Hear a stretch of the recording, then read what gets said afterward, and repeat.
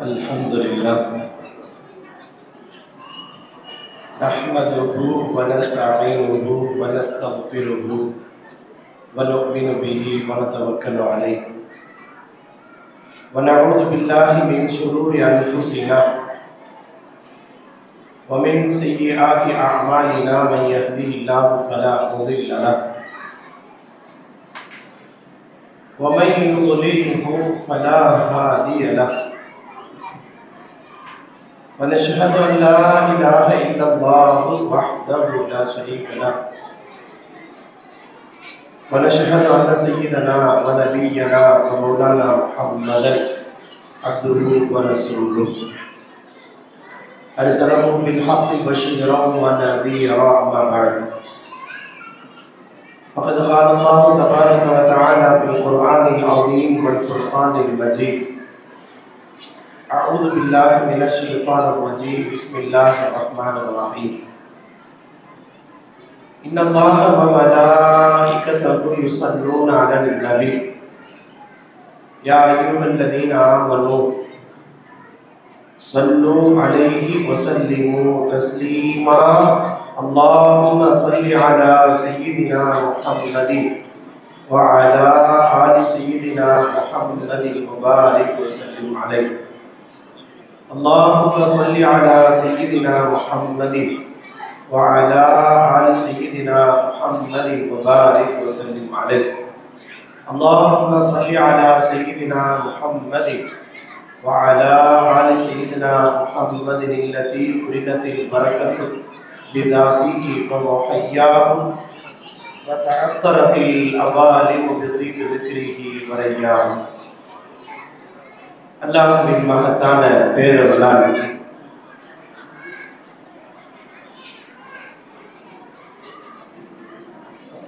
இந்த சிறப்பான மக்தப் மதரசா ஆண்டு விழா மற்றும் நிஸ்வான் மதரசாவுடைய பட்டமளிப்பு விழாவில் தலைமையேற்று சிறப்பு சேர்த்திருக்கிற ஷேகுனா العارف بالله சிர்ருல் ஆரிஃபீன் சர்க்கார் கிப்லா தாமத் பரகாத்துஹும் அவர்கள் உள்ளிட்ட இந்த நிகழ்வில் கடந்திருக்கிற அனைவருக்கும் அன்பான அஸ்ஸலாமு அலைக்கும் வரஹ்மத்துல்லாஹி வபரகாத்துஹு. சரியாக 20 வருடங்கள் 20வது ஆண்டு விழா இப்போது சிறப்பாக நடைபெற்றுக் கொண்டிருக்கிறது. கண்ணியத்திற்குரிய அஷரஃப் ஹசரத் அவர்கள் எங்களுக்கு உஸ்தாதாகவும் ஆன்மீகத்தினுடைய சிறப்பான வழிகாட்டியாக எல்லா வகையிலும் ஒரு அற்புதமான ஒரு மனோதிடம் கொண்ட சமூகத்தை அழகாய் கட்டமைக்கக்கூடிய ஒரு ஆளுமையாய் அல்லாஹ் நமதூருக்கு தந்திருந்தான் என்பதை ஒருபோதும் மறுக்க இயலாது. இயல்பாக அவர்களிடத்தில் இருந்த அந்த மனோதிடம் அவர்கள் தங்களுடைய ஷேகாகிய ஜபாரிச சர்க்கார் கிப்லா தஃபரல்லாஹ் மர்கதஹு அவர்களுடைய அற்புதமான அந்த தொடர்பும் ஃபைசானும் நமதூருக்கு கிடைப்பதற்கு அல்லாஹ் தந்த ஒரு சிறப்பான ஒரு வாய்ப்பு. நிறைய செய்திகளை ஹசரத் அவர்களை பற்றி எல்லாம் நினைவு கூர்ந்தார்கள். மிக முக்கியமான ஒரு செய்தியை மட்டும் இங்கே நினைவு கூர்ந்து பட்டமளிப்பு விழா குறித்தும் ஆண்டு விழா குறித்தும் சில செய்திகளை பகிர பாவியான் எனக்கு அல்லாஹ் நசீபை தந்தான் என்று அல்லாஹ்வுக்கு ஷுக்ர் செய்தவனாக சில தகவல்களை பகிர்கிறேன். மக்தூமியாவில் பாவையான நான் இங்கே இருக்கிற நிறைய ஆலிம் பெருமக்கள் ஓதிக்கொண்டிருந்த அந்த சமயம் அடியேன் ஒன்றாவது சூரா முடிந்து 2வது வருடம் துவங்கி இருக்கிறது. அப்போதுதான் முதல் கட்டமாக ஹலாலான வருமானத்தை மட்டுமே மதரசாவிற்கு பெறுவது என்று ஒரு முடிவு எடுக்கப்படுகிறது. அந்த முடிவு எடுக்கப்படுகிற போது ஊரே திரண்டு பெரிய பள்ளிவாசலை நோக்கி, பெரிய மதரசாவை நோக்கி பல கேள்விகள் எழுப்புகிறார்கள்.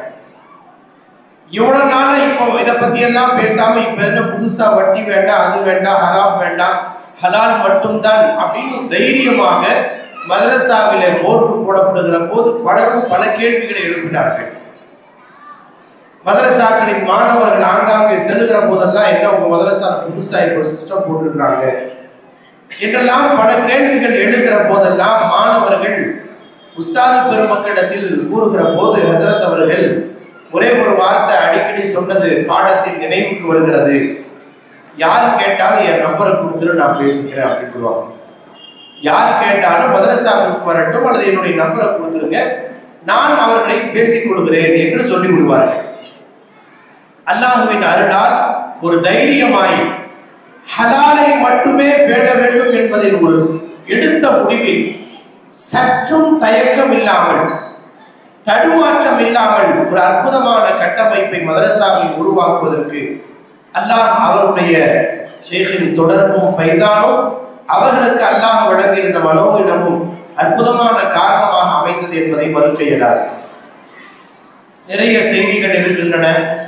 ஹசரத் அவர்களுடைய அழகாய் உருவாக்கப்பட்ட அல் இர்ஷாத் மதரசா 20 ஆண்டுகளை கடந்த முபல்லிகாக்களை உருவாக்கி தந்திருக்கிற இந்த சமயத்தில் நிறைய முபல்லிகாக்கள் உருவாகி இருக்கிறார்கள், உருவாகி கொண்டிருக்கிறார்கள், இனி உருவாக இருக்கிறார்கள். அத்துணை பேருக்குமான சில செய்திகளாகவும் இங்கே நிரப்பமாய் தாய்மார்கள் முழுமை இருக்கிற இந்த சபையில் பெற்றோர்களுக்கும் குறிப்பாய் பெண்களுக்குமான சில செய்திகளை மட்டும் இங்கே நினைவு கூறுவது இடத்திற்கும் மிகவும் பொருத்தமானதாக இருக்கும் என்று கருதியவனாக, அன்பான பெருமக்களே, இந்த வாழ்ந்து கொண்டிருக்கிற இந்த தலைமுறை, நாம் வாழ்ந்து கொண்டிருக்கிற இந்த கால சூழலை குறித்து சற்று யோசித்து பார்த்தால் அருமைநாயகம் முஹம்மது ரசூலுல்லாஹ் ஸல்லல்லாஹு அலைஹி வஸல்லம் அவர்களின் காலத்தை விட சுமார் ஒரு 14 நூற்றாண்டுகளை கடந்திருக்கிற இந்த சூழலில்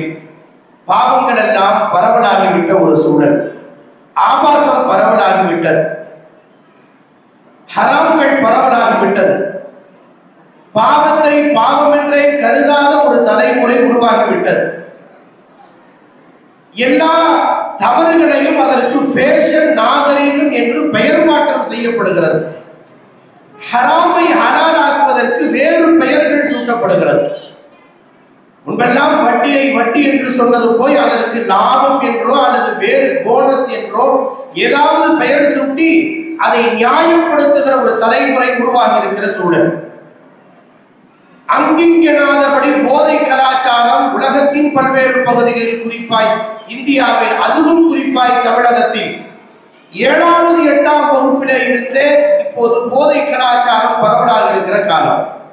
அடிக்கடி நாம் நினைவு கூறுகிற ஒரு செய்தி, பஸ்ல பிரயாணம் செய்யும் போது முன்னாள் சீட்ல உட்கார்ந்து பின்னால 2 பேர் பேசிக்கிறாங்க. பிசினஸ்லாம் ரொம்ப டல் ஆயிடுச்சுப்பா. ஒருத்தர் சொல்றான், ரொம்ப பெரிய பிசினஸ்லாம் இப்ப நிறைய வந்துருச்சுப்பா.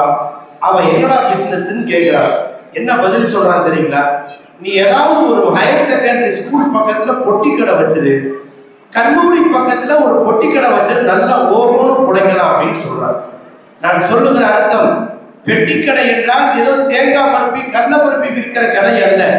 பெட்டிக்கடையின் பெயரால் போதைப் பொருட்களின் கலாச்சாரம் இந்த சமூகத்தில் எவ்வளவு ஊடுருவி இருக்கிறது என்பதை அவனுக்கு சமிக்கையாய் உணர்த்துகிறார். காதில் விழுகிற போது மனம் வலிக்கிறது. எவ்வளவு தூரம் இந்த சமூகத்தில் போதைப் பொருள் கலாச்சாரம் பரவலாகிவிட்ட இந்த சூழல், ஆபாசங்கள் பரவலாகிவிட்ட இந்த சூழல், பிஞ்சிலேயே பழுப்பது என்பது சர்வசாதாரணமாகிவிட்ட ஒரு சூழலில் இணையதளம், சமூக வலையதளங்களில் இன்றைக்கு இருக்கின்ற மிகப்பெரிய பேராபத்துகள் நம்மை நோக்கி எதிர்நோக்கி இருக்கிற இந்த சூழலில் பாதை மாறுகிற பர்தாக்களாய் ஈமானையும் கற்பையும் மிக இலகுவாய் சூறையாடப்படுவதற்கும் இழப்பதற்குமான இந்த சூழலில் இவைகளில் இருந்து பாதுகாப்பதற்காக ஒரு அழகான கட்டமைப்பை மத்த மதரசாக்களும் நிஸ்வான் மதரசாக்களும் தான் ஒரு அழகான ஒரு பாதுகாப்பு கேடயமாய் சமூகத்திற்கு இருக்கிறது என்பதை மறுக்க இயலாது. அன்பான தாய்மார்களே, ஒரு குழந்தையின் வளர்ப்பில் தந்தைக்கு இருக்கிற பொறுப்பை விடவும் பங்களிப்பை விடவும் அதிகமான பொறுப்பும் பங்களிப்பும் தாய்க்கு இருக்கிறது என்பதை நாம் மறுக்கக்கூடாது. ஏனென்றால் ஒரு தந்தையால் ஒரு பிள்ளையின் வளர்ப்பில் எவ்வளவு அக்கறை எடுத்துக்கொள்ள முடியும்? மீறி போனா ஸ்கூல் ஃபீஸ் கட்ட முடியும், அவருக்கு தேவையான பேக் நோட்டு புக்கு இதை வாங்கி தர முடியும், அவரை தேவைப்பட்டால் வண்டியில கொண்டு போய் டிராப் பண்ண முடியும். இதுதான் ஒரு தகப்பனுக்கும் பிள்ளைக்குமான தொடர்பு. இதை தாண்டி அவருக்கு ஒரு தந்தைக்கும் பிள்ளைக்குமான அந்த உறவும் அதற்கான அக்கறையும் அதற்கான வளர்ப்பிலேயும் பெரும் பங்களிப்பை ஆற்ற இயலாது. ஆனால் ஒரு தாயின் பங்களிப்பு அப்படி அல்ல. பிறப்பதற்கு முன்னால் வயிற்றில் சுமந்த காலம் முதல் அந்த பிள்ளையின் வளர்ப்பில் அதிகபட்சமான பங்களிப்பு என்பது தாயின் பங்களிப்பு தான். ஒரு தாய் மனம் வைத்தால் சிறப்பான ஒரு தலைமுறையை உருவாக்கி தர முடியும். மனம் வைத்தால் என்ற வார்த்தையை சொல்கிற போது ஹஜ்ரத் அவர்கள் இக்ராமுல்லா ஹஜ்ரத் அவர்கள் சொன்னார்களே, பெண் மனம் வைத்தால் எதையும் சாதிக்க முடியும் என்றால் இயல்பாகவே பெண்ணுக்குள்ளே ஒரு பிடிவாத உணர்வையும் வைராக்கிய உணர்வையும் அல்லாஹ் வைத்துத்தான் படைத்திருக்கிறார். இந்த சமஸ்கிருதத்துல 3 வார்த்தை சொல்லுவாங்க. ராஜ்ஹட், பால்ஹட், ஸ்ரீஹட்னு சொல்லுவாங்க. ராஜ்ஹட், பால்ஹட், ஸ்ரீஹட். பிடிவாதத்திற்கு 3 வாசகங்கள் சமஸ்கிருதத்தில் சொல்லப்படும். ராஜ்ஹட்னா அரசனின் பிடிவாதம். அரசன் ஒரு விஷயத்தை முடிவு பண்ணிட்டா யாராலும் முன்னால போய் நிற்க முடியாது. நான் சொன்னதை சொல்லிதான் ஆகணும், இல்லைன்னா தலை போயிடும். இது அரச பிடிவாதம் என்று பெயர். இரண்டாவது பிடிவாதம் பால்ஹட் என்று சொல்வார்கள். சிறுவர்களுக்கான பிடிவாதம் ஒன்று இருக்கிறது. சிறுவர்கள் ஒரு விஷயத்தை, ஒரு ஐஸ்கிரீம் வேணும், ஒரு சாக்லேட் வேணும், அதை வாங்கியே தீர வேண்டும் என்றால் அதை எப்படியாவது வராத அழுகையை வரவைத்தாவது சாதித்து விடுவார்கள். இது சிறுவர்களுக்கான பிடிவாதம். மூன்றாவது ஒரு பிடிவாதம் சமஸ்கிருதத்தில் சொல்றாங்க ஸ்ரீஹட், பெண்களுக்கான பிடிவாதம். இன்னைக்கு அம்மா வீட்டுக்கு போகணும்னா சாதிச்சிருவாங்க, எங்காவது ஒரு இடத்துக்கு போகணும்னா சாதிச்சிருவாங்க. நான் தவறாக நினைவு கூறுவதற்கல்ல, இந்த பிடிவாத உணர்வை அல்லாஹ் இயல்பாகவே வைத்திருக்கிறார். அந்த பிடிவாதத்திற்கான வைராக்கியத்தை அம்மா வீட்டுக்கு போறதுக்கும் ஒரு விஷயத்தை வாங்குறதுக்கும் சேலம் வாங்குறதுக்கு மட்டும் பயன்படுத்துவதல்ல. ஹாஜரா அம்மா தன்னுடைய ரப்போடு போராடுவதற்கு வைராக்கியமாய் மனோதனத்திற்கு பயன்படுத்த நிறைய பெண்கள் வரலாறு முழுக்க நீங்கள் வாசித்து பார்த்தால் பெண்களுக்கு அல்லாஹ் வழங்கி இருக்கிற இந்த வைராக்கிய உணர்வை தவறாக அல்லாமல் தீனுக்காக பயன்படுத்தினார்கள். ஹாரூன் ரஷீத் பாதுஷா என்ற ஒரு மிகப்பெரிய பேரரசர் ஹிஜ்ரி 180 வாக்கில் ஒரு அற்புதமான அப்பாசிய பேரரசர்கள் ஒருவராய் திகழ்கிறார். அந்த அப்பாசிய ஹலீஃபா ஹாரூன் ரஷீத் பாதுஷாவிற்கு வாய்க்க பெற்றிருக்கிற ஒரு அற்புதமான இறைநேச பெண்மணி தான் சுபைதா காத்தூன். சுபைதா இந்த உம்மத்திற்கு செய்திருக்கிற அற்புதமான பெரும் கொடைகளில் ஒன்று சுபைதா கால்வாய் இன்று வரை இருக்கிறது. நிறைய சேவைகளை செய்தார். ஒரு கணவனை எப்படியெல்லாம் தன் வழிக்கு கொண்டு வர வேண்டும் என்று அதை துன்யாவிற்காக அல்லாமல் ஆகிரத்திற்காக யோசித்த பெண்மணி ஒரு பெண்மணி தான் சுபைதா காத்தூன் ரஹ்மத்துல்லாஹி அலைஹா. என்ன செய்கிறார்? அன்றைய காலத்தில் புஹ்லூல் தானான ஒரு இறைநேசர் இருந்தார். வெளியில மக்கள்லாம் பார்ப்பாங்க, அவரை பைத்தியமாவே நினைச்சிட்டு இருந்தார். ஆனா அவர் சில சமயங்களில் சின்ன சின்ன வாசகங்களில் மறுமை குறித்து, ஆகிரத்தை குறித்து, அல்லாஹ்வை பற்றி அவர் சொல்லக்கூடிய சின்ன சின்ன வாசகங்கள் மிகப்பெரிய மாற்றத்தை ஏற்படுத்திவிடும். வெளியில பார்த்தா அவர் தலை பரட்டையாக பார்ப்பதற்கு ஒரு யாசகரை போல அவர் தெருவிலே உலா வருவார்.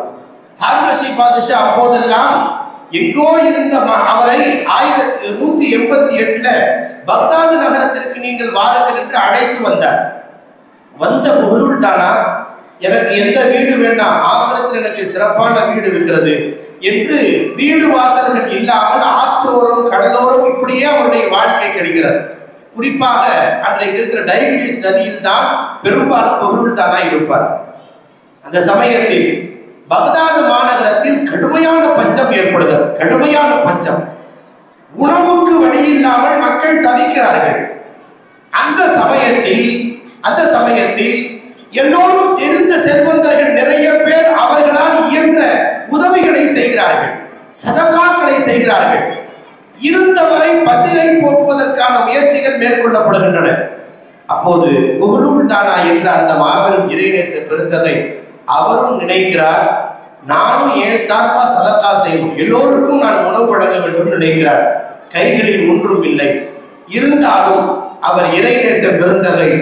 அவர் ஒரு திட்டம் தீட்டி டைகிரிஸ் நதிக்கரையோரம் அமர்ந்து ஒரு ஆற்று மணல் வீடு கட்டுகிறார். இந்த முன்னெல்லாம் நம்ம வீடுகள்ல இந்த ஆற்று மணல் வீட்டுக்கு வெளியில கட்டி வச்சிருந்தா வீடு கட்டுவோம் இல்லையா, சிறு பிள்ளைகள் விளையாடுவாங்க அல்லவா, அந்த சிறு பிள்ளைகளை போல ஆற்று மணலில் வீடு கட்டி கொண்டிருக்கிறார். அப்போது அசர் நேரம் அவர் ஹாரூன் ரஷீத் பாதுஷா அரசர் போகிறார். புஹ்லூல் என்ன செய்றீங்க என்று கேட்டார். சொன்ன உடனே இவர் சொன்னாரு, சொர்க்கத்து வீடு கட்டிட்டு இருக்கேன் அப்படின்னார். சொர்க்கத்துக்கு வீடா? ஆத்து மண்ணை கட்டிட்டு சொர்க்கத்து வீடு என்று சொல்கிறாய், என்ன ரேட் இது அப்படின்னு கேட்டார். ஹாரூன் ரஷீத் பாதுஷா இது 1000 திர்ஹம் என்று சொன்னார். 1000 வெள்ளி காசுகள். அடைத்து இதுக்கு போய் 1000 திர்ஹம் கொடுத்து யாராவது விலைக்கு வாங்குவாங்களா? மணல் வீட்டை அவர் சொர்க்க வீடு, சொர்க்கத்திற்கான வீடு 1000 திர்ஹம் விலை கொடுத்து வாங்குவதற்கு தயாரா என்று கேட்கிறார். பொதுவாக இறைநேச பெருமக்கள் வாய் திறந்து ஒரு விஷயம் சொன்னால் வலிசான உள்ளது எந்தி குபிகா, வாய் திறந்து சொல்கிறார்கள் என்றால் அவர்களாக சொல்வதில்லை, அவர்கள் பேசுகிற நாவாக நான் ஆகிவிடுகிறேன் என்று அல்லாஹ் சொல்கிறானே, அதுபோல் வந்த வாசகம் தான் இது. அதை புரியாத ஹாரூன் ரஷீத் பாதுஷா அதை தவறாக கடந்து போய் விடுகிறார். இதுக்கு போய் யாராவது 1000 திர்ஹம் கொடுப்பாங்களா? போய் அரண்மனையிலே அவர் உரையாடி கொண்டிருக்கிறார். நதிக்கரையோரத்திலே ஒரு ஆத்து மண் வீடு கட்டிட்டு 1000 திர்ஹம் சொல்றாரு. அது சொர்க்கத்து வீடாமா? சொர்க்கத்து வீடு என்று பேசிக் கொண்டிருந்தார். காதில் விழுகிறது சுபைதா காத்தினுடைய காதில். விழுந்த உடனடியாக பணிப்பெண்ணை அனுப்பி வைத்து ஒரு தகவலை கேட்டு அனுப்புகிறார் புஹ்லூல் தானாவிடத்தில். அரசருக்கு தான் 1000 திர்ஹமா அல்லது நானும் அந்த அரசி சுபைதா காத்தும் கேட்டு அனுப்புகிறார். இந்த 1000 திர்ஹம் சுபைதா அரசி கொடுத்தால் அந்த சொர்க்கத்து வீடு கிடைக்குமா என்று கேட்டு அனுப்புகிறார். தாராளமாக நான் தருவதற்கு தயார் என்று புஹ்லூல் சொல்லி அனுப்புகிறார். இப்போது புரிந்தது. உடனடியாக கணவரிடம் போய் 1000 வெள்ளி காசுகள் எனக்கு கொடுங்க அப்படின்னு கேட்கிறார். எதுக்கு? இந்த ஆத்து மண் வீடு, சொர்க்கத்து வீடு ஒன்று கட்டி இருக்கிறார் புஹ்லூல், நான் வாங்க போகிறேன் சொன்ன போது அவர் தான் பைத்தியம் பிடிச்சு சொல்றாருன்னா உனக்குமா பைத்தியம் பிடிச்சிருச்சு அப்படின்னு கேட்கிறார். இல்லை இல்லை, அவர் சொன்னால் அவர் அர்த்தம் இல்லாமல் சொல்ல மாட்டார். உண்மையில் நான் அதை முழுமையாய் கருதுகிறேன். சொல்லி சொல்லி பார்த்தால் தருவதாக இல்லை. எனக்கு மகர்ல இன்னும் கொஞ்சம் பாக்கி இருக்குல்ல, மிச்ச மகருக்குள்ள காசை 1000 திர்ஹத்தை கொடுங்க என்று கேட்கிறார். கேட்டு வாங்கிவிட்டு அதை பணிப்பெண்ணிடம் கொடுத்து அனுப்புகிறார். புஹ்லூல் தானாவிடத்தில் 1000 வெள்ளி காசுகள் ஒப்படைக்கப்படுகின்றன. அவர் அந்த மணல் வீட்டை இது சுபைதா காத்துடையது என்று சொல்லிவிட்டார். காசை பற்றி சதகாவை செய்து விட்டார். அல்லாஹ்வின் பாதையில் ஏழை எளிய மக்களின் பஞ்சத்தை போக்குவதற்கு செலவு செய்து விட்டார். அன்று இரவு ஹாரூன் ரஷீத் பாதுஷா இரவு உறங்குகிற போது ஒரு கனவில், அந்த கனவில் சொர்க்கத்தினுடைய வீடுகள் எல்லாம் மாளிகை காட்டப்படுகிறது. ஆச்சரியம் என்ன தெரியுமா? மாளிகையை பார்த்து ஆச்சரியப்பட்டவராய் அங்கே இருக்கிற ஒரு பணியாளரிடத்தில் இது யாருடைய வீடு என்று கேட்கிறார். கனவில நடக்கிற ஒரு நிகழ்வு. இந்த நிகழ்ச்சியை அல்லாமா இப்னு கஸீர் ரஹிமஹுல்லாஹ் குர்ஆனுடைய விரிவுரையாளர், மிகச்சிறந்த விரிவுரையாளர் அல்லாமா இப்னு கஸீர் இந்த நிகழ்வை எழுதியிருக்கிறார்கள். மிகப்பெரிய வரலாற்று ஆசிரியர் இந்த தகவலை குறிப்பிட்டிருக்கிறார்கள். என்னவென்றால், இந்த கனவை காட்டப்பட்ட போது சொர்க்கத்தினுடைய மாளிகையை பார்த்த உடனே அவர் கேட்கிறார் இது யாருடையது? உங்களுடைய மனைவி சுபைதா காத்துடையது. அப்படியா? ஆச்சரியம். அத்தோடு கனவு கிடைக்கிறது. நான் யதார்த்தமாக அல்லவா நினைத்து விட்டேன். அவர் ஏதோ ஒரு பைத்தியம் பிடித்து சொல்வதாக அல்லவா நான் கருதிவிட்டேன். உடனடியாக மறுநாள் காலை விடிந்தவுடன் அவசரமாக யாருக்கும் தெரியாமல் ஹாரூன் ரஷீத் பாதுஷா டைகிரிஸ் நதிக்கரையோரம் ஓடுகிறார். அங்கே அப்போதுதான் மீண்டும் ஒரு மணல் வீட்டை கட்டி கொண்டிருக்கிறார் புஹ்லூல் தானா கட்டி கொண்டிருக்கிறார். நேராக சென்றவர் எனக்கும் ஒரு வீடு வேண்டும் என்று கேட்கிறார் ஹாரூன் ரஷீத் பாதுஷா. இது ஈமான் என்பது யுக்மினூன பில் கைப், மறைவான விஷயத்தை நம்புவதற்கு பெயர்தான் ஈமான். இது ஏற்கனவே பார்க்காமல் இருப்பவருக்கு தான் 1000 திர்ஹம். சொர்க்கத்தை ஏற்கனவே கனவில் பார்த்து விட்டு வந்தால் அவர்களுக்கு இது கிடையாது என்று சொல்லிவிட்டு அந்த மணல் வீட்டை கலைத்தார் புஹ்லூல் என்பது வரலாறு. நான் நினைவுபடுத்துகிற செய்தி என்னவென்றால், ஒரு கணவரை தீனுக்காக, சமூகத்திற்காக, அல்லாஹ்வுடைய ஆகிரத்திற்காக பயன்படுத்த வைக்கிற ஒரு பெரும் பொறுப்பு. ஒரு பெண்ணால் நினைத்தால் முடியும். நிறைய சாதனைகளை செய்தார்.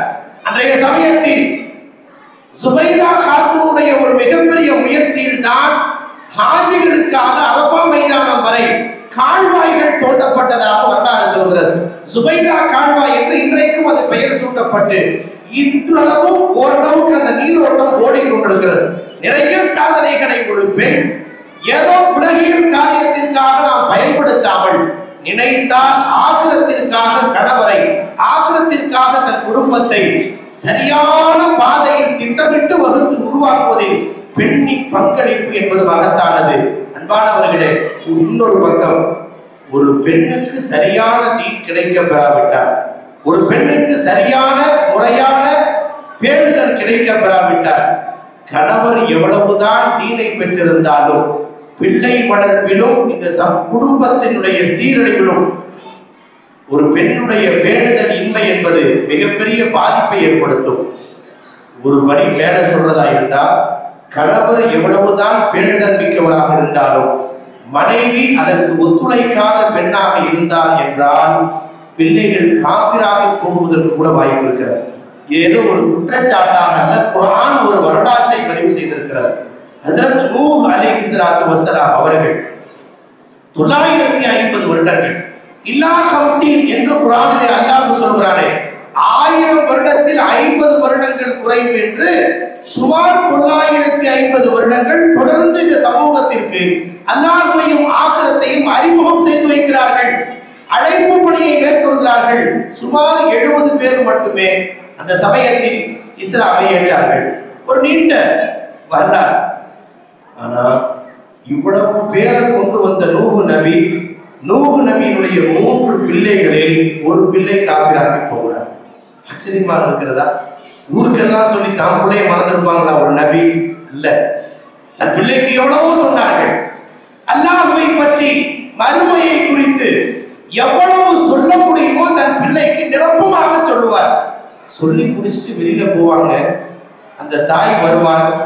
ஒரு தகப்ப பேச்சை கேட்டா நீலாம் நிறைய பிழைக்க முடியாது. பொதுவாகவே பிள்ளைகள் தந்தை தாய் இருவரின் வார்த்தைகளில் யாருக்கு முக்கியத்துவம் என்று வந்தால் பெரும்பாலும் தாயின் சார்பாகத்தான் இருப்பார்கள் என்பது யதார்த்தம்.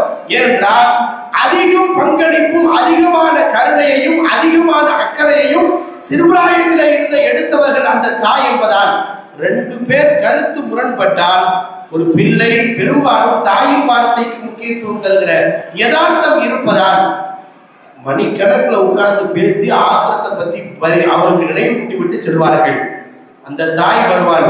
உன் தகப்ப சொல்றதெல்லாம் பேச்சை கேட்டா நீ பிழைக்க முடியாது. சொன்னவுடன் தாயின் வார்த்தைக்கு முக்கியத்துவம் தருவார்.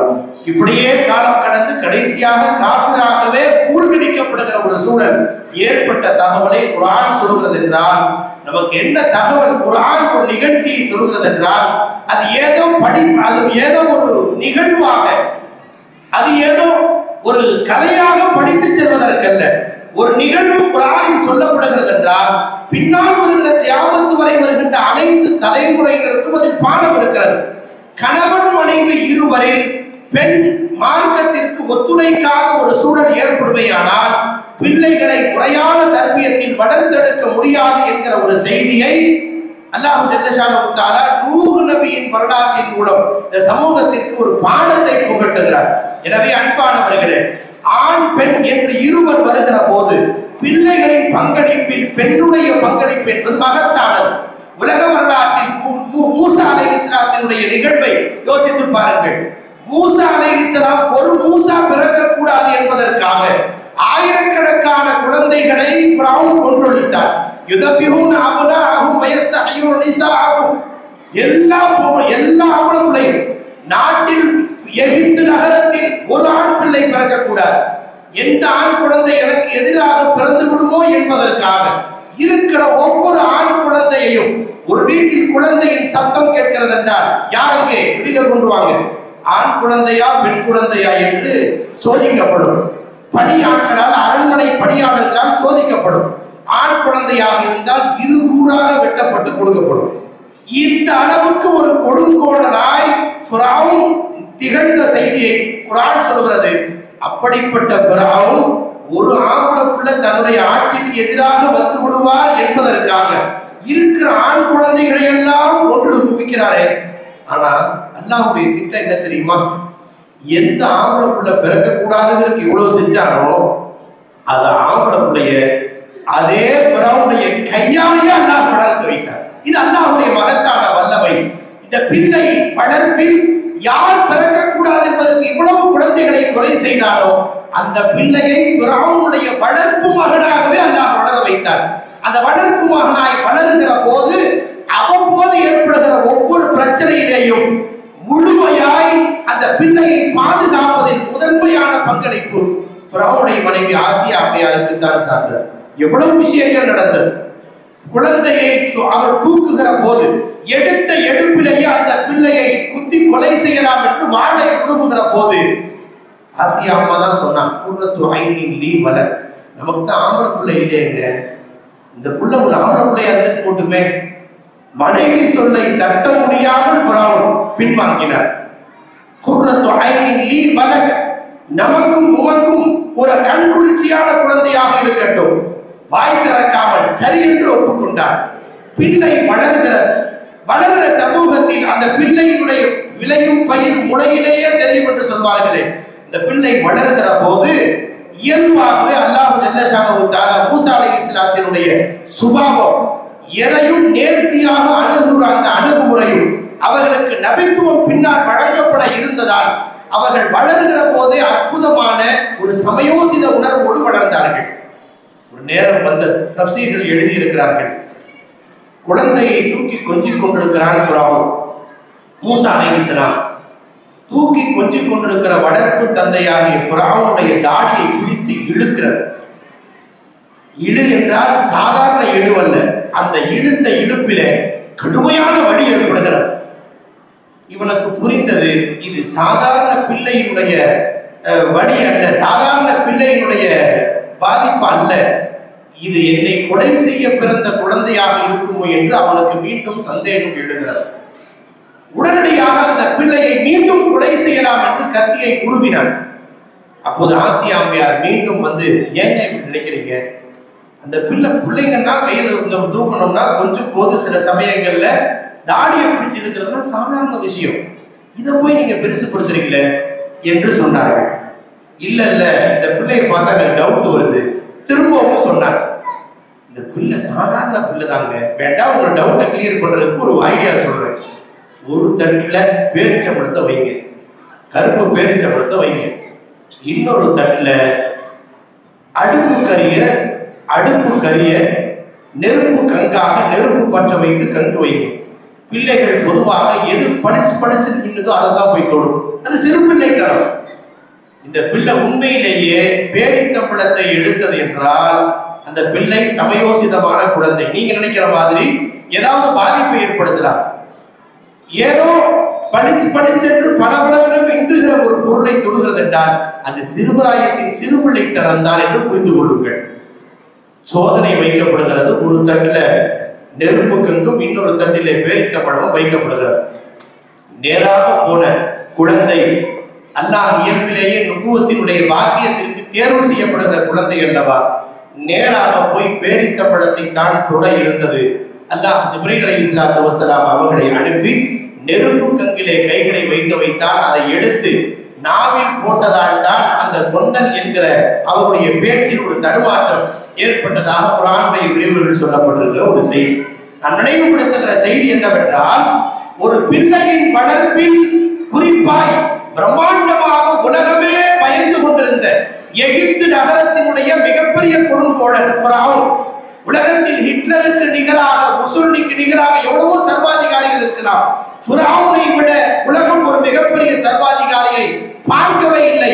அப்படிப்பட்ட ஒரு சர்வாதிகாரியின் கையில் ஒரு நபி வளர்க்கப்படுகிறார் என்றால் அந்த நபி வளர்க்கப்படுவதில் மிகப்பெரிய பொறுப்பையும் மிகப்பெரிய பாதுகாப்பும் அரவணைப்பையும் ஒரு பெண்ணால் கொடுக்க முடிந்திருக்கிறது என்ற தகவலில இருந்து நமக்கு என்ன தெரிகிறது என்றால், கணவனுடைய தீன் அல்லாத பேணுதல் குறைவான வாழ்க்கை ஒரு பக்கம், ஒரு பெண் ஒரு பேணுதல் மிக்கவராய், ஒரு பெண் இறையச்சம் மிக்கவராய், ஒரு பெண் அல்லாஹ் ரசூலின் பற்றிய ஒரு நிறையான மஹப்பத் மிக்கவராய் இருக்குமையானால் அந்த பிள்ளையை வளர்ப்பில் சரியான ஒரு சமூகத்தை உருவாக்கி தர முடியும் என்பதற்கு ஃபிரௌனின் செய்தியையும் அல்லாஹ் குர்ஆனிலே பதிவு செய்திருக்கிறார். அன்பான பெருமக்களே, ஒரு பிள்ளை வளருகிற போது முதலில் யாரை பார்த்து காப்பி அடிக்கிறது யோசித்து பாருங்கள். குழந்தைகளுக்கு நம்ம தொழுகையினுடைய உள் ஃபர்து 6, வெளி ஃபர்து 7, உதுவின் ஃபர்து 4, உதுவின் சுன்னத்துடைய 12 இதெல்லாம் மதரசாவுக்கு போய் கத்துக்க, இதெல்லாம் இரண்டாவது விஷயம். முதலில் யாரை பார்த்து பழகுகிறது? ஃபர்ஸ்ட் ரோல் மாடல் யார்? பெற்றோர்கள் தான். தொழுகையை பெற்றோர்கள் தொழுகுவார்கள், அவங்க மக்கள் போட்டிருப்பாங்க, அவங்க முசல்லா விரிப்பாங்க. இதை பார்க்கிற குழந்தை தானும் ஏதாவது ஒரு முசல்லா விரிச்சு அதையே ஒரு மக்கள் போட்டு இப்படி தொழுக ஆரம்பிக்கும். யதார்த்தத்தில் பிள்ளைகள் தொழுகையை யாரிடமிருந்து பழகுகிறது? எடுத்த எடுப்பிலேயே வாங்கு சத்தத்தை கேட்டு பள்ளிவாசலுக்கு போய் பழகுவதல்ல. பிள்ளைகள் பெற்றோரை பார்க்கிறது. Childrens are copy their parents என்று சொல்வார்கள். குழந்தைகள் பெற்றோரைத்தான் காப்பி அடிக்கின்றன. ஃபர்ஸ்ட் ரோல் மாடல் யார்? முதல் முன்மாதிரி பெற்றோர்கள் தான். பிள்ளைகள் பெற்றோர்கள் குர்ஆன் எடுத்து ஓதுறாங்கன்னா அதுவும் ஏதாவது ஒரு குர்ஆன் எடுத்து ஏதாவது புக் எடுத்து தானும் ஏதாவது சில வாசிப்பதற்காக முயற்சி செய்யும். பெற்றோர்கள் தொழுகிறார்கள் என்றால் அதை பார்த்து காப்பி அடித்து தானும் ஏதாவது முசல்லா விரித்து தொழுகுவதற்காக முயற்சி செய்யும். நம் வீடு குடும்பங்களை நாம் பார்க்கிற செய்தி அல்லவா? இது எதை உணர்த்துகிறது என்றால், பிள்ளைகளை வளர்ப்பதில் பெற்றோர்களை பார்த்து காப்பி அடிக்கிற குழந்தைகள் தான் அதிகம். வெளி உலகத்தினுடைய புறச்சூழலை பார்த்து கல்லூரி வாழ்க்கை, பள்ளி வாழ்க்கை, வெளி உலகத்தினுடைய நடப்புகள் இவைகளின் மூலம் உள்வாங்குகிற செய்தியை விட குடும்பத்தில் உள்வாங்குகிற செய்திகள் தான் அதிகம். எனவே முதல் ரோல் மாடல் பெற்றவர்களில் தாய் தான். ஒரு தாய் ஒரு பேணுதல் மிக்க பெண்ணாக இருப்பாரையானால் அந்த பிள்ளை அந்த குழந்தையை தாயை பார்த்து அந்த குடும்பத்தின் உறுப்பினர்களை பார்த்து தான் காப்பியடித்து வளர்கிறது. எனவே ரோல் மாடலாக இருக்க வேண்டிய பெற்றோர்கள் தங்களை மாற்றிக்கொண்டால் இயல்பாகவே ஒரு சமூகத்தின் நல்ல ஒரு மாற்றத்தை ஏற்படுத்த முடியும். குறிப்பாய் ஆண் என்பவர் வெளியிலேயே அவருடைய வாழ்க்கையின் பெரும் பகுதி கழிகிறது. பெண் என்பவர் குடும்பத்தை கட்டமைப்பதில் மிக முக்கியமான பங்காற்றுகிறார். மரது படா, ஃபர்து படா, அவுரத் படா, சபு படா என்று ஒரு உருதுவிலே ஒரு வாசகம். ஒரு ஆண் படித்தால் ஒரு தனி மனிதர் படித்ததை போலத்தான், ஒரு பெண் படித்தால் ஒரு குடும்பமே படித்ததை போல், எல்லோரும் படித்ததை போல். ஒரு பெண்ணால் தன்னுடைய பெற்றோரை, தன்னுடைய பிள்ளையை, தன்னுடைய உடன்பிறப்புகளை, தனக்கு பிறந்திருக்கிற அத்தனை பேரையும் அழகாய் கட்டமைக்க தெரிந்த ஒரு அற்புதமான பாரம்பரியத்தை பெண்களுக்கு அல்லாஹ் இயல்பாகவே வைத்திருக்கிறான். அப்படிப்பட்ட ஒரு சூழலை அல்லாஹ் வைத்திருக்கிறான். அதை முறையாக பயன்படுத்த வேண்டிய பொறுப்பு சமூகத்திற்கு உண்டு. எனவே அன்பான பெருமக்களே, இன்றைக்கு பட்டம் பெற இருக்கிற இந்த மாணவியர்கள், இன்றைக்கு அவர்களுக்காக வாழ்த்த வந்திருக்கிற, அவர்களுக்காக துஆ செய்ய வந்திருக்கிற இந்த பெருமக்கள் நாமெல்லாம் ஒன்றை நினைவில் கொள்ள வேண்டும். பெண் சமூகத்தை முறையாக கட்டமைக்க வேண்டியது காலத்தின் கட்டாயம். ஏனென்றால் இன்றைக்கு இணையதளத்தினுடைய வலையதளத்தினுடைய வளர்ச்சிகள், சமூக வலையதளங்களில் யார் வேண்டுமானாலும் எங்கு வேண்டுமானாலும் தொடர்பு கொள்ளலாம் என்கிற ஒரு பெரிய பேராபத்து நிறைந்திருக்கிற இந்த சூழலில் ஒரு பெண்ணை பக்குவமாய் சமூகத்திற்கு சமர்ப்பிக்க வேண்டிய பொறுப்பில் பெற்றோர்கள் இருவருக்குமே பங்கு இருக்கிறது என்றாலும் கூட தாய்மார்கள் அது விஷயத்தில் அதிக கவனம் எடுத்துக்கொள்ள வேண்டிய கடமை இருக்கிறது. அந்த பிள்ளை வளர்ப்பில் தாய் சரியாக முறையாக, குறிப்பாய் அல்லாஹ் நம்மை பார்க்கிறான் என்ற அடிப்படை உணர்வை அந்த பிள்ளைகளுக்கு சிறுபிராயத்திலே இருந்து ஊட்டி வளர்க்க வேண்டும். இஹ்சான், இப்போதெல்லாம் இஸ்லாமை பற்றி, மார்க்க சட்டங்களை பற்றி நிறைய பேசப்படுகிறது. தீனுடைய 3 பிரிவுகள் இருக்கின்றன. ஒன்று இஸ்லாம், இரண்டாவது ஈமான், மூன்றாவது இஹ்சான். இந்த 3 பிரிவுகளில் இஸ்லாம் பற்றி சட்டங்களை குறித்தெல்லாம் நிறைய விஷயங்களை அறிந்து கொள்வதற்கு வாய்ப்பு இருக்கிறது. சட்டங்களை குறித்து நீங்க கூகுள்ல சர்ச் பண்ணா எவ்வளவு சட்டம் தேவை எல்லாம் இருக்கு. மசாயில்களை பற்றி நிறைய பேசப்படுகிறது. இரண்டாவது ஈமான், இறை நம்பிக்கை குறித்த விஷயங்களை ஓரளவுக்கு நாம் தெரிந்திருக்கிறோம். அல்லாஹ்வை பற்றி, ஆகிரத்தை பற்றி, மலக்குகளை பற்றி, வேதங்களை பற்றி, நென்மாகளை பற்றி, கியாமத் நாளை பற்றி, இந்த ஈமானிய விஷயங்களை பற்றியும் நாம் ஓரளவுக்கு தெரிந்திருக்கிறோம். மூன்றாவது செய்தி இஹ்சான் என்ற ஒரு பிரிவு இருக்கிறது. தீனின் மிக முக்கியமான பிரிவு. அல்லாஹ்வை பார்ப்பது போன்ற உணர்வு, அல்லது அல்லாஹ் என்னை பார்த்து கொண்டிருக்கிறான், கண்காணித்துக் கொண்டிருக்கிறான் என்ற உணர்வு. அன்தஅபுதல்லாஹ கஅன்னக தராஹு ஃபஇன் லம் தகுன் தராஹு ஃபஇன்னஹு யராக. இந்த உணர்வு தான் ஒரு பெண்ணுக்கு மிக மிக அவசியம். ஏனென்றால் குடும்பத்தை கட்டமைக்கிற போது ஆணுக்கான பங்களிப்பை விட பெண்ணின் பங்களிப்பு மகத்தானது என்று சொன்னோம் அல்லவா? பெண்ணுக்கு இந்த இஹ்சானுடைய உணர்வு, இறையச்ச உணர்வும் ஆன்மீக சிந்தனையும் இறை உணர்வோடு அந்த பெண் வளர்ந்து விட்டார் என்றால் கட்டாயம் ஒரு குடும்பத்தை நேர்த்தியாக உருவாக்குவார். ஒரு நிகழ்வு ஒன்று நினைவுக்கு வருகிறது. நம்மெல்லாம் அறிந்திருக்கிற செய்திதான். ஹஸரத் உமர் ரலியல்லாஹு அன்ஹு அவருடைய ஆட்சி காலம். அப்போது இரவு நேரத்தில் ரோந்து வருகிறார்கள். இரவு நேரம் மக்கள் எந்த நிலையில இருக்கிறார்கள் என்பதை பார்ப்பதற்கு அவர்கள் தன்னை ஜனாதிபதி என்று காட்டிக்கொள்ளாமல் வருவது வழக்கம். அப்போது ஒரு வீட்டில், ஒரு ஏழை வீட்டில் கதவின் இடுக்கின் வழியாய் ஒரு சப்தம் ஒன்று வருகிறது. நம்மெல்லாம் கேள்விப்பட்ட செய்திதான். ஒரு வயோதிகமான பெண்ணின் குரல், ஒரு வாலிப பெண்ணின் குரல். பால் வரத்து கம்மியா இருக்கு, அது பால் இருக்கிற குடும்பம். அந்த பெண் பேசுகிறார், பால் கம்மியா இருக்கு, இன்னைக்கு தண்ணி கடந்துரு அப்படின்னு சொல்றார். ஒரு பெண் சொல்கிறார், மீண்டும் பால்ல தண்ணி கிடக்கூடாதுன்னு ஜனாதிபதி உமர் ரலியல்லாஹு அன்ஹு உத்தரவு போட்டிருக்காங்களே என்று அவர் திரும்ப, ஒரு வாலிப பெண் திரும்ப பேசுகிற குரல் கேட்கிறார். இப்ப என்ன ஜனாதிபதி உமர் பார்த்துட்டா இருக்காரு, சொல்றதை செய்ய வேண்டியதானே என்று திரும்ப அந்த ஒரு வயோதிகமான பெண் அதட்டுகிற சத்தமும் கேட்கிறார். உமர் பார்க்காவிட்டாலும் உமருடைய அல்லாஹ் பார்க்கிறான் என்று அந்த வாலிப பெண்ணின் குரல் மீண்டும் கேட்கிறது. இதை பார்த்த மாத்திரத்தில் சந்தோஷம் அடைகிறார்கள் ஹஸரத் உமர் ரலியல்லாஹு அன்ஹு. கடந்து போய்விட்டார்கள். அந்த வீட்டை அடையாளம் இடுகிறார்கள். மறுநாள் காலையில் இதை பேசிக்கொண்டது யார் என்று கேட்டு அனுப்புகிறார்கள். ஒரு வயோதிகமான பெண்மணி, பால் விற்கிற குடும்பம், பாலை கறந்து மதீனாவின் நகரங்களில் பாலை சப்ளை செய்கிற ஒரு குடும்பம் அது. இமாம் சுயூத்தி ரஹிமஹுல்லாஹ் அந்த நிகழ்ச்சியை இன்னும் விரிவாக சொல்கிறார்கள். பால் விற்கிற அந்த குடும்பத்தில் அன்றைக்கு பால் வரத்து குறைந்ததால் எல்லோருக்கும் சப்ளை செய்யணும், அதனால் தண்ணி கடந்துரு என்று சொல்லுகிறார் அந்த தாய். பிள்ளை சொல்கிறது, வாலிப பெண், திருமணம் முடிக்காத பெண், பக்குவம் எய்திய பெண், அல்லாஹ் வழங்கி இருந்த அந்த மெச்சூரிட்டி. அந்த பெண் சொன்னது, அல்லாஹ் பார்த்துக்கிட்டே இருக்கிறான், அல்லாஹ் பார்க்கிறான், நாம கடந்தது கணக்காவது ஜனாதிபதிக்கு தெரியுதோ தெரியலோ, என் ரப்பு என்னை பார்க்கிறான் என்ற இஹ்சானுடைய உணர்வை அந்த பெண் பெற்றிருந்தார். சொல்லி அனுப்பியுடன் உமர் ரலியல்லாஹு அன்ஹுடைய சமூகத்தில் ஆஜரானார்கள். இந்த பெண் எவ்வாறு அல்லாஹ் என்னை பார்க்கிறான் என்ற உணர்வு இருக்கிறதோ, இந்த பெண்ணு தான் என் குடும்பத்துக்கு மருமகளாக வருவதற்கு தகுதி பெற்றவர் என்று முடிவு செய்கிறார் ஹஸரத் உமர் ரலியல்லாஹு அன்ஹு. மீண்டும் பெண் கேட்டு அனுப்புகிறார்கள். தன் மகன் ஆசிம் ரலியல்லாஹு அன்ஹு அவர்களுக்கு அந்த பெண்ணை மனம் முடித்து வைத்தார்கள். அந்த பெண்ணினுடைய வழித்தொடரில் தான் உமர் இப்னு அப்துல் அசீஸ் ரஹ்மத்துல்லாஹி அலைஹி என்ற இரண்டாம் உமர் என்று போற்றப்படுகிற ஒரு நீதி மிக்க பேரரசர் தோன்றியதாக வரலாற்றின் ஒரு நீண்ட செய்தி. நான் நினைவுபடுத்துகிற செய்தி என்னவென்றால், ஒரு பெண்ணுக்கு அல்லாஹ் என்னை பார்க்கிறான் என்ற அடிப்படை உணர்வை போதித்து விட்டோம் என்று சொன்னால், இன்றைக்கு இருக்கிற பிரம்மாண்டமான பேராபத்தில் இருந்து இந்த சமூகத்தை மீட்டெடுப்பதற்கு வாய்ப்புகள் அதிகம் இருக்கிறது. அன்பானவர்களே, இன்னைக்கு அந்த ஒரு தலைப்பு தான் விடுபட்டு போச்சு. இன்னைக்கு தீன்ல எல்லா சப்ஜெக்டும் நிறைய விரிவா பேசுறாங்க, எல்லாம் தெரிஞ்சிருக்கும்.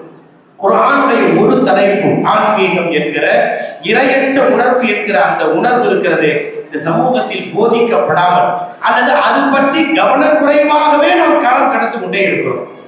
அல்லாஹ் பார்க்கிறான் என்பதை குர்ஆனில் பல கோணங்களில் குர்ஆனில் அல்லாஹ் விரிவாக பேசி இருக்கிறார்.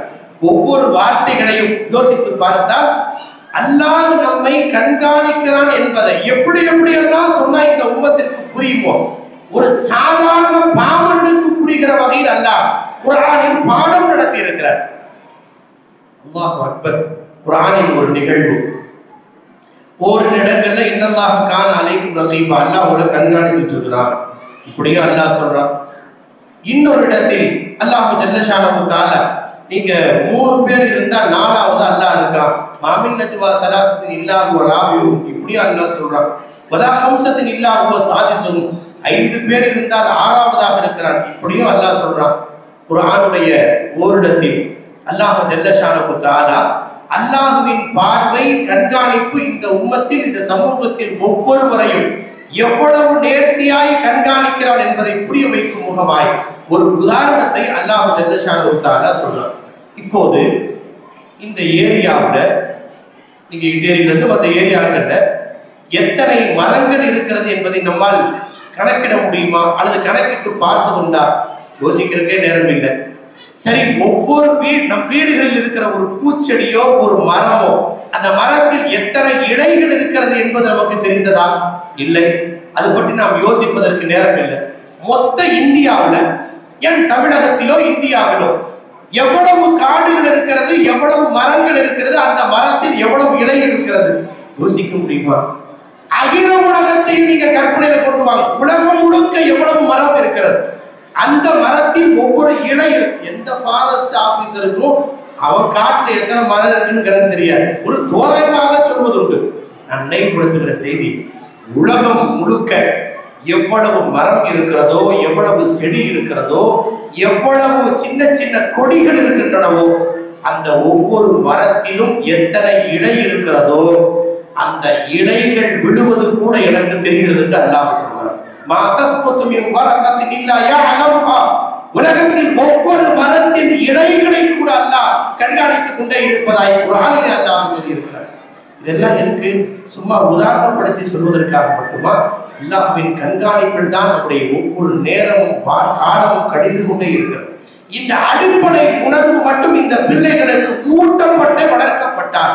மக்த மதரசாக்களாக இருக்கட்டும், நிஸ்வான் மதரசாக்களாக இருக்கட்டும், இந்த இறை உணர்வோடு அந்த பிள்ளைகள் வளர்க்கப்படுமையானால் அந்த பிள்ளைகள் உலகத்தின் எந்த மூலையில இருந்தாலும், அவர்கள் கல்லூரி வாழ்க்கையில இருந்தாலும் அல்லது அவருடைய பொது வாழ்க்கையில அவர்கள் ஈடுபடுவதாக இருந்தாலும், ஆணோ பெண்ணோ வாலிபரோ பெரியவரோ, இருட்டில் இருந்தாலும் கூட்டத்திலே இருந்தாலும் தனிமை எந்த சமயத்தில் இருந்தாலும் அவர்களை அல்லாஹ் பார்க்கிற என்ற உணர்வு மட்டும் அவர்களுக்கு ஆழ பதிக்கப்பட்டார்.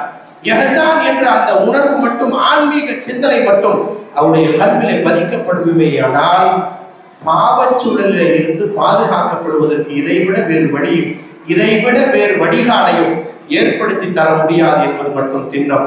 எனவே இந்த தலைமுறைக்கு அந்த உணர்வை ஊட்டி வளர்க்க வேண்டும். குறிப்பாய் ஹசரத் அவர்களுடைய நிஸ்வானில் அது குறித்து நிறைய பேசப்பட்டிருப்பதாக நாம் அறிகிறோம், நிறைய தர்பியத் செய்யப்பட்டிருப்பதாக அறிகிறோம். இப்போது பட்டம் பெற இருக்கிற இந்த மாணவிகளுக்கு ஒரு சில செய்திகளை மட்டும் நான் நினைவு கூறி நிறைவு செய்ய ஆசைக்கிறேன்.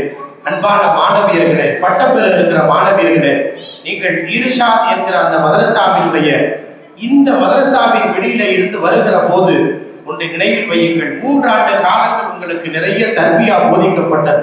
எந்த கல்வியை நீங்கள் கற்றுக்கொண்டீர்களோ அந்த கல்வியும் அந்த தர்பியத்தும் உங்கள் வாழ்வில் மிளிர்வர வேண்டும் என்ற ஒரே ஒற்றை காரணத்திற்கு தான் ஆசிரியர் பெருமக்கள் உங்களுக்காக நிறைய பயிற்சிகளை மேற்கொண்டார்கள். ஏதோ ஒரு மதரசா நடத்தப்படுவதற்காகவும் ஏதோ ஒரு பட்டம் கொடுப்பதற்காகவும் கொடுக்கப்பட்ட தர்பியா அல்லாது. உங்கள் வாழ்க்கையினுடைய ஒவ்வொரு நிமிடமும் நொடியும் எந்த இல்மை கற்றுக்கொண்டீர்களோ அது உங்கள் வாழ்வில் மிளிர வேண்டும்.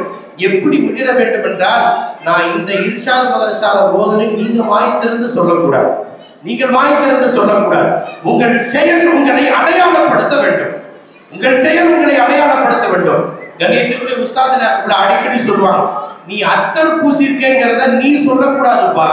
உன் பக்கத்துல வந்து நின்றாலே என்ன அத்தர், என்ன வாசனை, என்ன அத்தர் பூசிக்கன்னு பிறர் கேட்க வேண்டும்.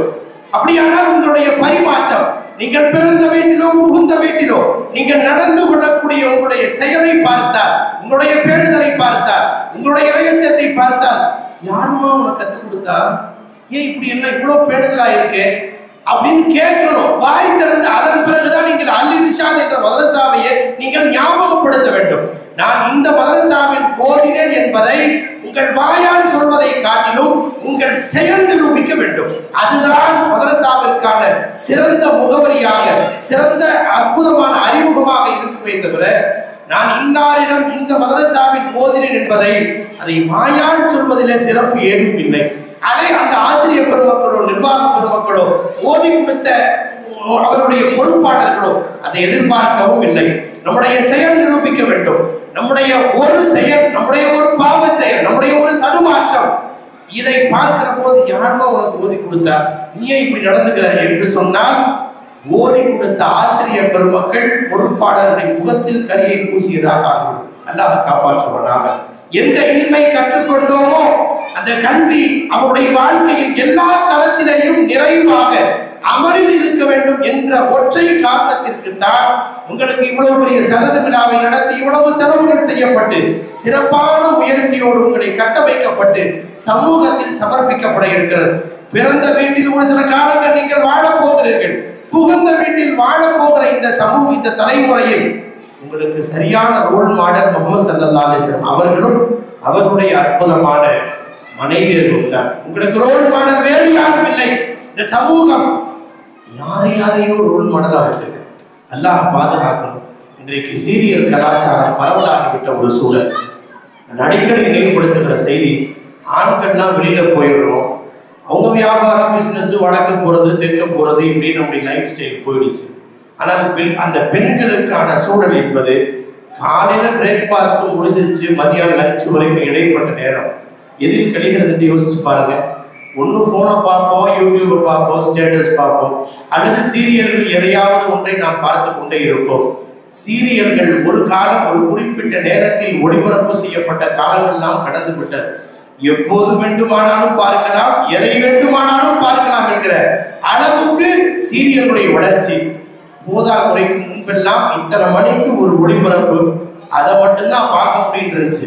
இப்ப யூடியூப் வந்ததுக்கு பிறகு ஒரு சீரியல்ல ஒரு தொடர் மிஸ் ஆயிட்டுனா அடுத்து கதா செஞ்சுக்கலாம், அடுத்து கதா செய்து கொள்ளலாம், அதை மீண்டும் பார்க்க முடியும் என்ற அளவுக்கு வளர்ந்து விட்டதற்கு பிறகு என்ன சூழல் ஏற்பட்டிருக்கு தெரியுங்களா? நமதூருடைய நிலையை பற்றி நான் விரிவாக தெரியவில்லை. பல குடும்பங்களுடைய யதார்த்தம் என்னவென்றால் சீரியல்களை அப்படியே அப்சர்வ் பண்றாங்க. அவருடைய அந்த உணர்வுகள் அப்படியே அப்சர்வ் ஆகுது. இதயத்தில் ஒரு பெரிய சூழல் தடுமாற்றம் ஏற்பட்டிருக்கிறது. நான் கேட்கிறேன், எந்த சீரியல்லையாவது நல்ல மாமியாவை காட்டியிருக்கானா? எந்த டைரக்டராவது நல்ல மாமியாவை காட்டுவானா? எந்த சீரியல்லையாவது நல்ல மருமகளை காட்டுவானா? இல்ல. நல்ல மருமகளை காட்டினா 10 எபிசோடுக்கு மேல ஓடாது. நல்ல மாமியாரை காட்டினா 10 எபிசோடுக்கு மேல ஓடாது. இந்த மருமகளை எப்படி பழிவாங்கணும்னே ஒரு 10 எபிசோடு ஓடும். அதன் பிறகு மருமகள் விழித்துக் கொள்வாள், மாமியாரை எப்படியாவது என்ன செய்யணும் அப்படின்னு யோசிப்பான். இப்படியேதான் இருக்கும். நான் நினைவுபடுத்துவது, இதை நாம் பொழுதுபோக்கு என்று நாம் கருதுகிறோம் அல்ல. பொழுதுபோக்கு என்ற பெயரால் நம் இதயத்தில் ஏதோ ஒரு கலாச்சார பரிமாற்றம் இதயத்தில் ஆழ பதிக்கப்படுகிறது. இந்த சமூகத்தினுடைய அற்புதமான கட்டமைப்பு எங்கோ ஒரு கோணத்தில் அவர் சீரழிக்கப்படுகிறது என்பதை புரிந்தோ புரியாமலேயோ அதை பொழுதுபோக்கு டைம் பாஸ் என்ற பெயரால் சமூகத்தின் பெரும்பகுதி அதை பார்த்து பார்த்து கொண்டே நேரம் கழித்து கொண்டிருக்கிற இந்த சூழலில் மறுபக்கம் சமூக வலைத்தளங்களினுடைய பெரும் பாதிப்பு எவ்வளவு ஆழத்தில் கடந்து விட்டது என்றால், ஒரு காலம் இருந்தது, அடிக்கடி நாம் நினைவு கூறுகிறோம். சின்ன பிள்ளையா இருக்கும் போதெல்லாம் இந்த சின்ன குழந்தைகளுக்கெல்லாம் சாப்பாடு ஊட்டுவோம் இல்லைங்களா? சாப்பாடு ஊட்டும் போது நிலாவை காட்டி அந்த பாட்டி வடை சொல்லுதுன்னு எதையாவது ஒரு இல்லாத கதையை நாம் சொல்லி கூட்டிய நிலாச்சு ஒரு காலம் இருந்தது.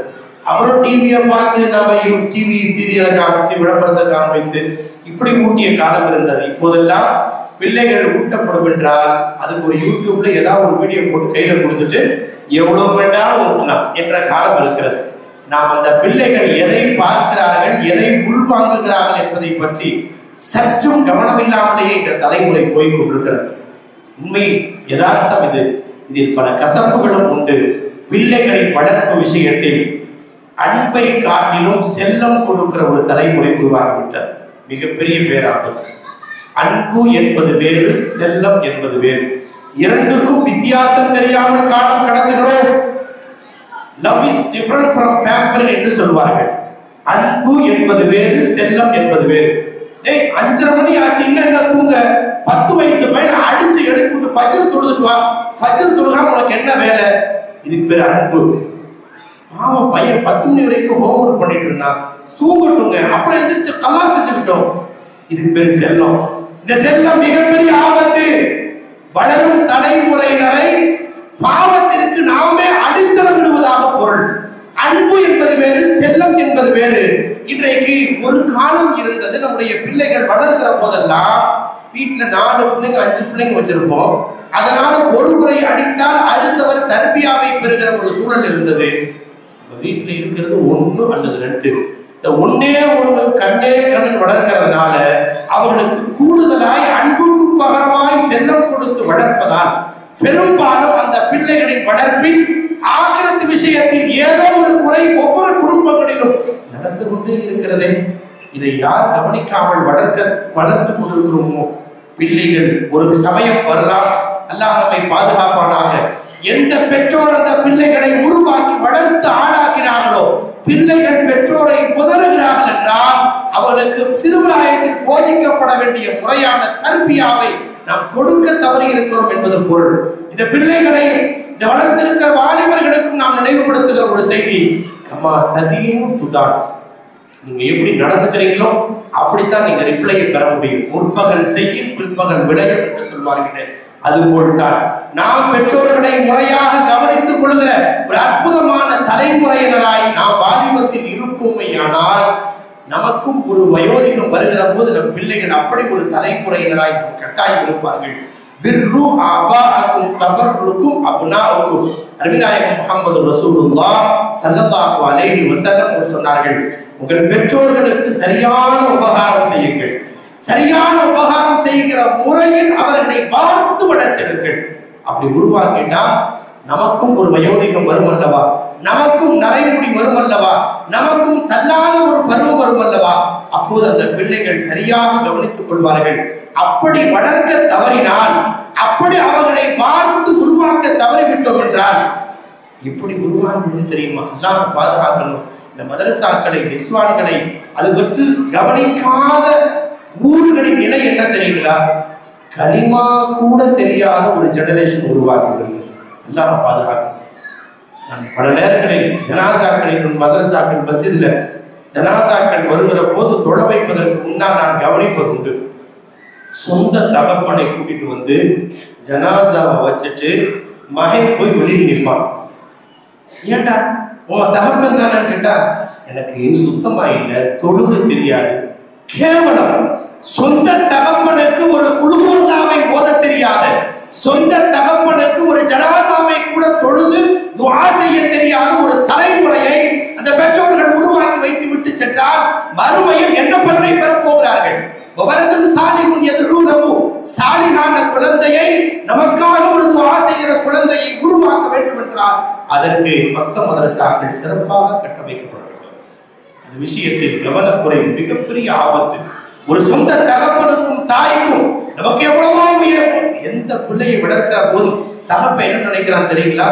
மருந்து மாத்திர செலவை கட் பண்ணி அதை மிச்சப்படுத்தி பிள்ளைக்கு ஸ்கூல் ஃபீஸ் கட்டலாம், காலேஜ் ஃபீஸ் கட்டலாம், நல்லா உருவாக்கணும், என் பையனை நல்ல நெல்லை உருவாக்கணும் நினைக்கிறது சரிதாங்க, நான் இல்லை என்று சொல்லவில்லை. ஆனால் அந்த பிள்ளைக்கு யாசின் தெரியல, குல்ஹுல்லா தெரியல, அல்ஹம்து சூரா தெரியல, அலிஃபாத்தா தெரியல, மதரசாவை பற்றி சரியான அறிமுகத்தை கொடுக்கல, அவர்களை தர்பியா முறையில வளர்த்து வார்த்து உருவாக்கவில்லை என்றால் நம்ம கபூர் என்று ஒரு சலாம் கூட தெரியாம அவனை உருவாக்கி என்ன பிரயோஜனம்?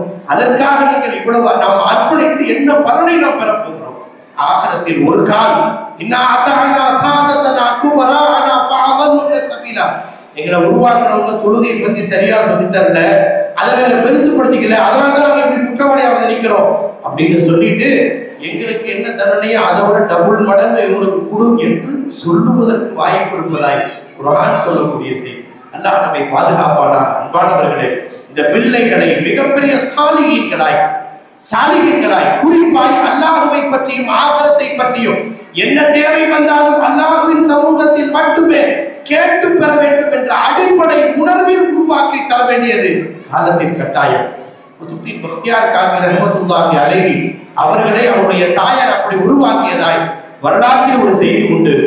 அது யோசித்து பாருங்கள். ஒரு தந்தை இல்லாமல் தந்தையினுடைய பொறுப்பை விட தாயின் பொறுப்பிலேயே குதுப்தீன் பக்தியார் காக்கி ரஹ்மத்துல்லாஹி அலைஹி வளர்கிறார்.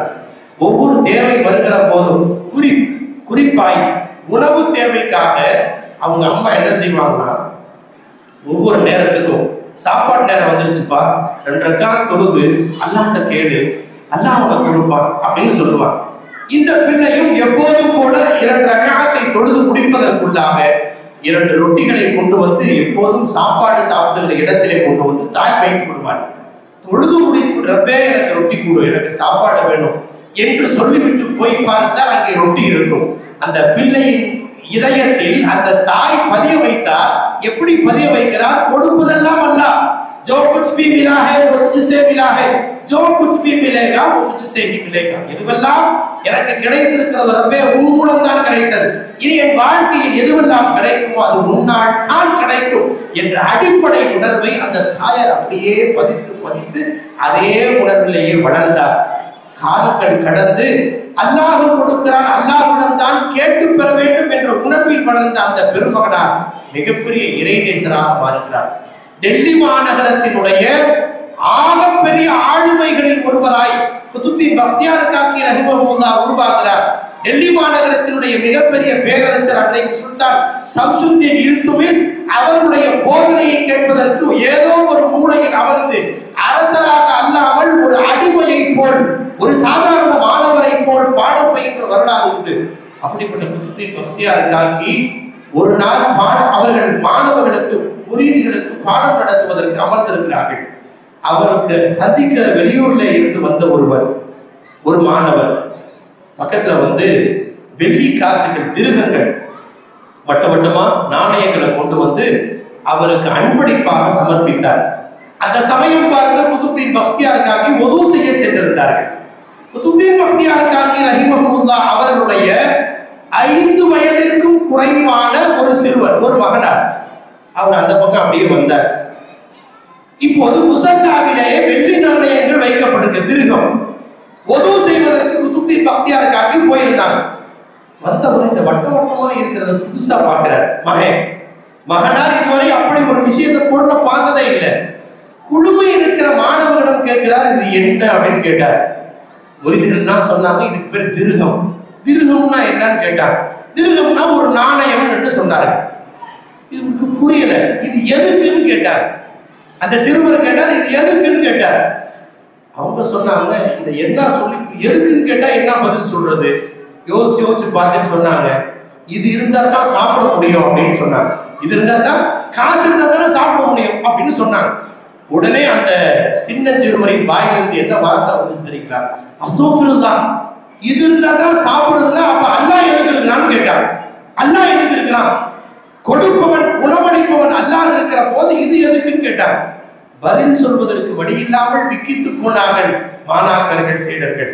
நான் நினைவுபடுத்துகிற செய்தி, ஒரு சின்ன சிறுவரின் இதயத்தில் கொடுப்பவன் அல்லாஹ்தான் என்பதை ஆழம் பதித்து ஒரு தாய் வளர்க்கிறார். அந்த தாயின் வார்ப்பில் வளர்க்கப்பட்ட ஒரு இறைநேச பெருமகனா கொடுப்பவன் அல்லாஹ் என்பதை ஆழமாக பதித்ததன் விளைவாய் இது சாப்பிடுறதுக்குன்னு சொன்னா கொடுக்கிற ரப்பு எதற்கு இருக்கிறார் என்ற கேள்வியை எழுப்புகிறார் என்றால் இதயத்தில் எப்படி ஆழம் பதித்திருப்பார்கள். அன்பான பெருமக்களே, அப்படிப்பட்ட ரப்போடு உரையாடி பெறுகிற ஒரு தலைமுறையை தான் இந்த சமூகத்தில் உருவாக்கி தர வேண்டியது காலத்தின் கட்டாயம். உமர் இப்னு அப்துல் அசீஸ் ரஹ்மத்துல்லாஹி அலைஹி அவர்கள் 11 மகன்களை இந்த தன்னுடைய வஃபாத்தின் போது விட்டு செல்கிறார்கள். உமர் இப்னு அப்துல் அசீஸ் ரஹ்மத்துல்லாஹ் 11 பசங்க. ஆனா அவங்க எப்படி வாழ்ந்தாங்க என்பதை பற்றி நாம் வாரிசித்து பார்த்தால் ஆச்சரியமாக இருக்கிறது. அவ்வளவு பெரிய பிரம்மாண்டமான பேரரசை கட்டமைத்த உமர் இப்னு அப்துல் அசீஸ் ரஹ்மத்துல்லாஹி அலைஹி மௌத்தா போகும்போது மொத்தம் 21 திர்ஹம் எடுத்து போறாங்க. 21 திர்ஹம். எதையுமே சேமிக்கல. பிள்ளைகளுக்காக நிறைய சேமிச்சு வச்சுக்கோன்னு எல்லாரும் தகப்பன் நினைப்பாங்க. அப்படி நினைக்கவே இல்லை அவங்க.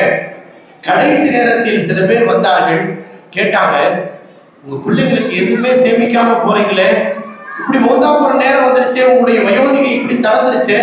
எல்லோரும் கேட்டார்கள். உமர் இப்னு அப்துல் அசீஸ் ரஹ்மத்துல்லாஹி அலைஹி சொன்னாங்க, வஹுவ யதவல்ல சாலிஹீன். உமர் இப்னு அப்துல் அசீஸ் ரஹ்மத்துல்லாஹ் சொன்னாங்க, சாலிஹீன்களை அல்லாஹ் பொறுப்பேற்றுக் கொள்வதாக குர்ஆனிலே சொல்லி இருக்கிறார். என் பிள்ளைகள் ஒவ்வொருவரையும் சாலிஹீன்களாக நான் உருவாக்கி விட்டேன். என்னை எதிர்பார்க்காமல் என் ரப்பிடம் கேட்டு பெறுகிற மனோநிலையை அந்த பிள்ளைகளுக்கு உருவாக்கி விட்டு நான் போய்விட்டேன். அதனால அதை பத்தி நான் கவலைப்படுறதுக்கு தயாரா இல்லை. வயோதிகத்தின் கடைசி பொழுதுகளில் அவர்கள் வாயிலிருந்து வந்த வார்த்தையை இமாம் சுயூத்தி ரஹ்மத்துல்லாஹ் எழுதி வைத்திருக்கிறார். அப்படிதான் சொன்னாங்க உமர் இப்னு அப்துல் அசீஸ்.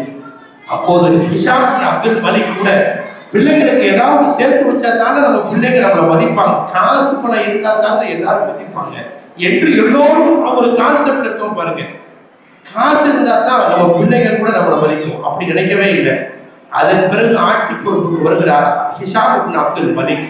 அவர் என்ன செஞ்சார் தெரியுங்களா?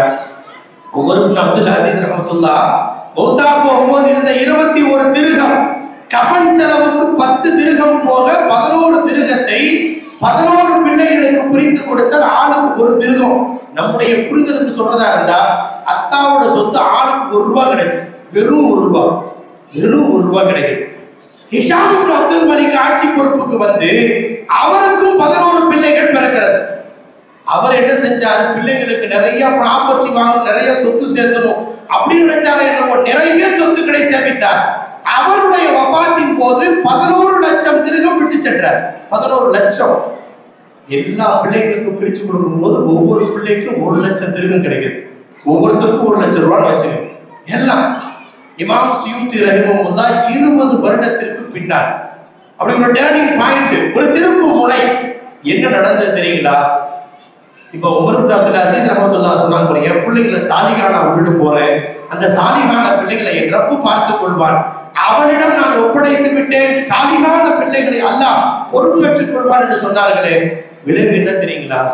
உமர் இப்னு அப்துல் அசீஸ் ரஹ்மத்துல்லாஹுடைய 11 பிள்ளைகளும் 11 மாகாணத்தினுடைய கவர்னராக மாறி போனார்கள்.